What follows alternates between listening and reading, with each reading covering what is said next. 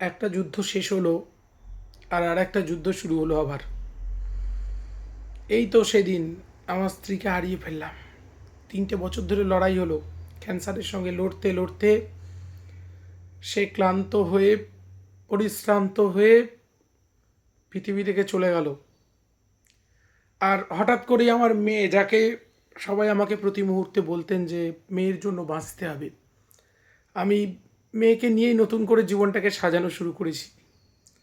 হঠাৎ করে মেয়েরও একটা সমস্যা, হঠাৎ করে সে তার হাঁটা চলার কোনো একটা নিউরোলজিক্যাল প্রবলেম আসছে। বুঝতে পারছি না কি করব। তো জীবনে এই সিচুয়েশানগুলো আসেন, ঈশ্বর হয়তো পরীক্ষার পর পরীক্ষা নেন। জানি না আর কত পরীক্ষা দিতে হবে, আর কতটা কষ্ট তিনি দেবেন। আমি তো পরিশ্রান্ত হয়ে পড়ছি, তবে হাসি মুখে এখনও লড়ছি। শেষ সময় পর্যন্ত, শেষ দিন পর্যন্ত লড়ে যাব। জীবন তো লড়াই। এ সত্যটা জানি যে জীবনের শেষ মুহূর্ত পর্যন্ত লড়তে হয়। আপনারা প্রত্যেকে তাই মানবেন। দেখুন, যুদ্ধে শেষ নেই, যুদ্ধ চলছে, যুদ্ধ চলবে, যুদ্ধ হবে।